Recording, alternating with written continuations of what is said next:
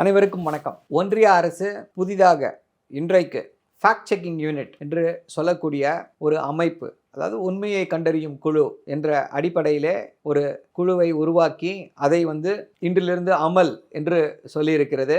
இதை கருத்து சுதந்திரத்திற்கு ஆதரவாக இருக்கக்கூடியவர்கள் அனைவரும் எதிர்த்து வருகின்றனர். என்ன ஃபேக்ட் செக்கிங் யூனிட், இதில் என்ன தவறு, தமிழ்நாட்டிலையும் இருக்கிறதே என்று எல்லோரும் கேட்பது புரிகிறது. தமிழ்நாட்டில் இருக்கிறது ஃபேக்ட் செக்கிங் யூனிட். அது இது உண்மையா பொய்யா என்ற தகவலை மட்டும்தான் கண்டறிந்து சொல்லும். அதை தாண்டி வேற எந்த அதிகாரமும் அதற்கு கிடையாது.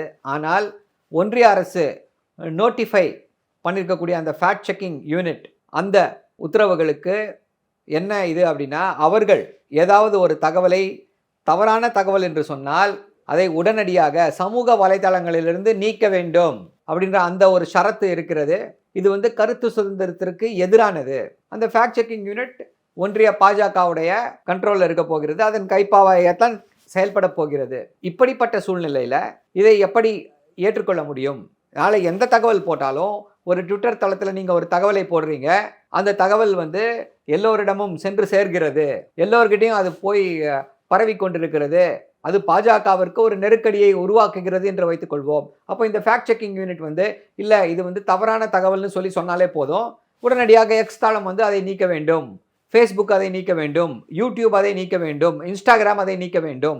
இப்படிப்பட்ட ஒரு கொடுமையான சட்டம், கருத்து சுதந்திரத்திற்கு எதிரான அந்த சட்டத்தை எல்லோரும் எதிர்த்து வருகிறார்கள்.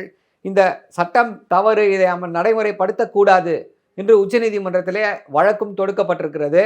அந்த வழக்கு நாளை விசாரணைக்கு வர இருக்கிறது. விசாரணையில் தெரிய வரும் என்ன நடக்கப் போகிறது என்று. பாஜக பயந்து போயிருக்கிறது.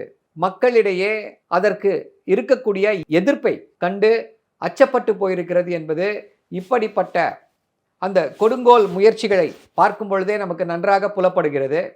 உச்சநீதிமன்றம் என்ன சொல்கிறது என்பதை பொறுத்திருந்து பார்ப்போம். நன்றி, வணக்கம்.